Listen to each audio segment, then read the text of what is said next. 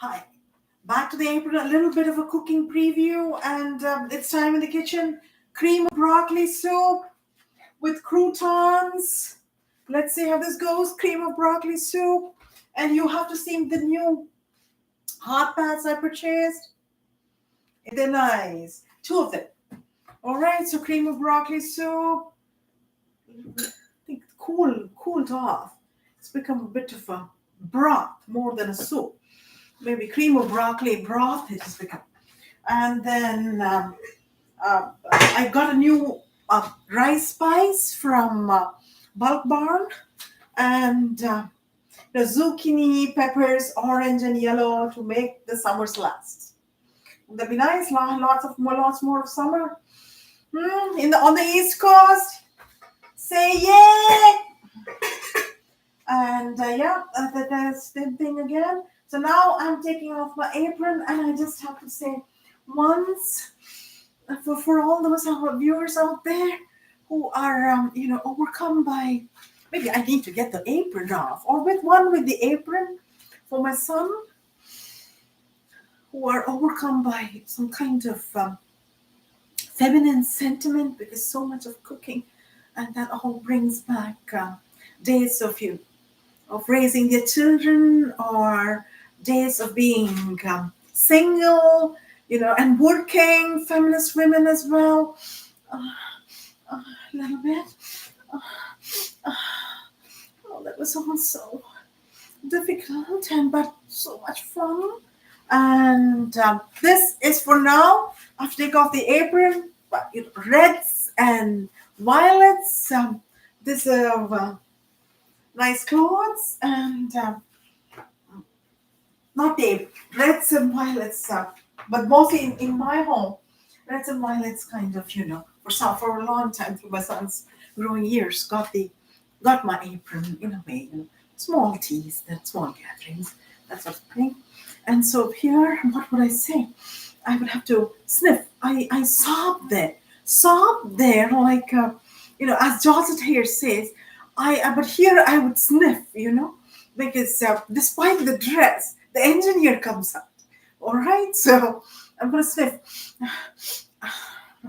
Sniffing also sounds like sobbing. And sniffing.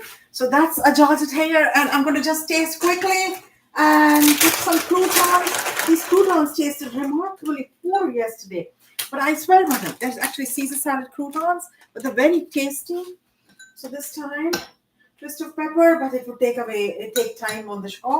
So twist of pepper for all of you, for me, twist of salt.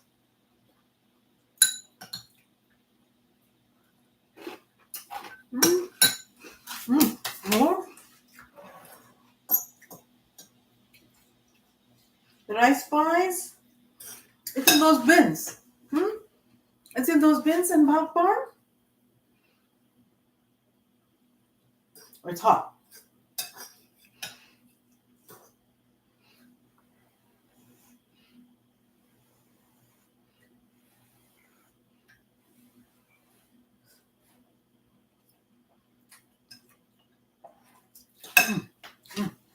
Definitely an A for the rice pies. But I added some paprika. All right. So there we go. All right. Back to Leibniz. Philosophical essays. So Leibniz felt that was it Descartes or himself? You need to confirm yourself. All right.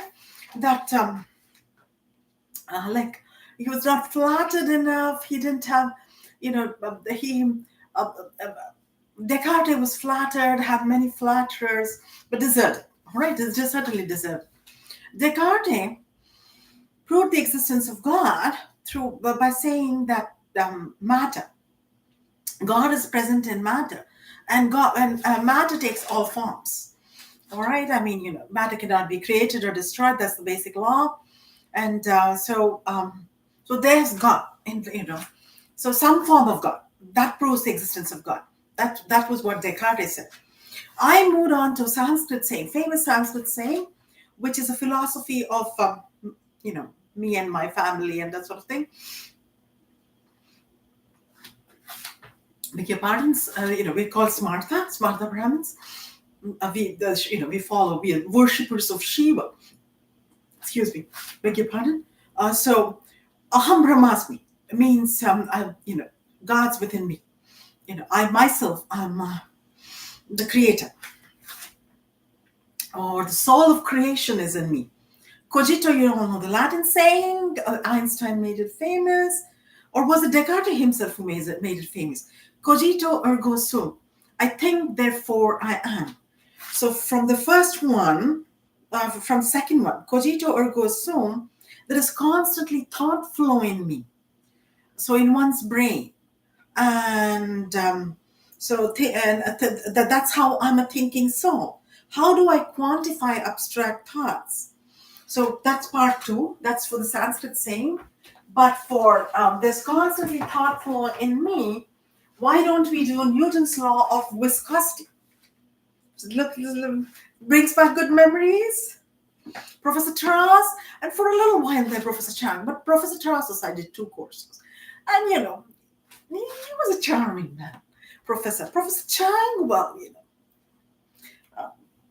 she was nice. She was very nice. But she would have frowned a little, but I would walk in a little late to class. So she would frown at me. I would squeeze in a gym visit, then walk in.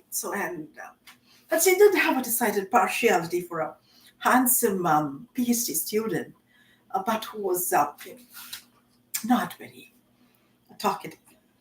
So there goes Newton's law of viscosity.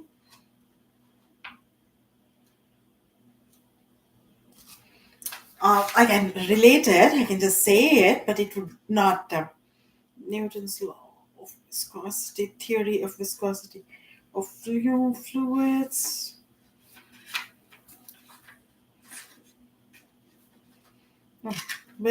Here it is. Okay. So shear stress, force by area, force divided by area is equal to the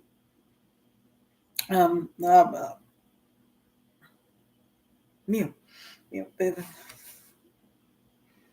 Proportionality constant, which is the, wait a second, I'm not getting mu. There's all this engineering, maybe cooking. That is what has done it. Coefficient of viscosity. I didn't need to look. Coefficient of viscosity, velocity by y. So divided by flow in the y direction. So I would like to think force of the thought flow. And this proves the theory that because men's brains are bigger and women's are small. Have I gotten it wrong there? Maybe men's, a male organ is bigger, considerably bigger, and lives up to your expectations. But seriously speaking, the brain is bigger, I think, the male brain, but the women's brain, that's what a Scientific American article said, holds more, all for feminism. Maybe because women are naturally gifted in the arts more. If you make an effort, your average woman is going to. So that may be taking more part of the arts. There are a lot of men who are gifted, of course. I mean, you have male actors, male singers, male musicians, male artists. Monet, Renoir, Monet. The group of 7, they were all men. So anyway, so area, and so the brain for the cerebellum, the area. Bigger the area divided by the area is equal to the coefficient of viscosity. I don't know, the denser thoughts and more effective thoughts, that sort of thing. Denser thoughts lead to evil. We all know this. You can't think engineering if you are an engineer. It's to be ashamed about from yourself. Because you can make an effort. Sometimes none of us get all these theories off the bat of your hand, right? And so velocity of the thought flow, how soon it flows, how quickly, or do you have to put in some more effort? So I would think y direction, this would be by t. This would have to change by time. So it's Newton's law of viscosity. Say thoughts have energy, heat energy to them. Sometimes they're really good, So hot, you say, right? You're really hot. So that kind of energy to them, heat in the thought, which are very good, which are quick. You had, my engineering class days. I would love to be flattered engineering class days. But I walk up a lot in my defense. I walk a long distance. And then, my husband will bring. But there were really some of them who were really very sharp in the class. But as the years progressed, I worked and I really became good. All right, so there you go, everybody. Newton's law of viscosity. So hot thoughts, Fourier's law of heat conduction. So then you have, say, thoughts can be quantified, measured as a mass, lots of thoughts have a gram, 10 grams. Oh my God, 1 kilo. Then that's, mass transfer, concentration, and concentration is moles per centimeter cube, but you can now always say gram per centimeter cube. So that's what I wanted to say. That's, cogito ergo sum, because I have thought flow. I exist because I have thought flow. How do we differentiate? And animals think though, but man is a thinker. That was what Aristotle said, right? Man is a thinker. And that's how he defined man. So, Aham Brahmasmi. So what do I say? Well, I already said there's the God within me, or the soul of creation in me. So how do I quantify abstract thoughts? I thought creation is equal to magic with labor, with work, magic with work. But sometimes there is nothing on a canvas. I'm just looking at art painting. Because you can all make a flower, you can all make a sunset and that sort of thing. So there's nothing. And then, with labor, there is magic. There's a flower in front of you. There is a beautiful sea, beautiful sun shining down on the sea. So Shelley actually talks about, in the book I picked up, I showed it to you, Genie Land, or Genie Land, or the world of genie.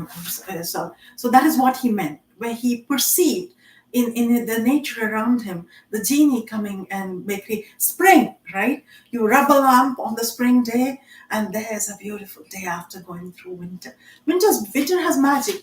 Christmas Day, you wake up, snow all around, winter wonderland, but you're glad to get out of winter, right? So there's the genie. You're rubbing the right lamp, lighting the lamp, and there you go. And you wave a magic wand, and out comes your granted wish. So I say the way, or psi, comes from the thought flow itself. So psi, the Greek letter, defines the, defines the light wave, and I would make it come true with particles. So with you could paint and paint brushes, they're all particles. So and in general, the theory of life. So for people who practice magic, the result would be at the velocity of light. Del phi, del psi by del t plus del phi by del t. Velocity is equal to velocity of light. I think I proved this. This is on my Facebook page or LinkedIn web page. So God, as Descartes perceives him, or as Leibniz thinks of him, is then definitely God of the universe. Because life begins with the sun. And there is no universe without the sun. Not for us anyway. Because we live on the earth, so earth exists. There are planets, but without the sun, there wouldn't be humankind at all. Or flora, fauna. Descartes says that which cannot be created or destroyed, but changes form, describes God's existence. So God is in everything. So were the Hindus right? Go figure. All right. I will let you enjoy the day yourself. I'm off shopping. I have arts planned for tomorrow. So tell me to stop. No more Leibniz. All right. Signing off. Gayatri V. Sitaram. Thank you.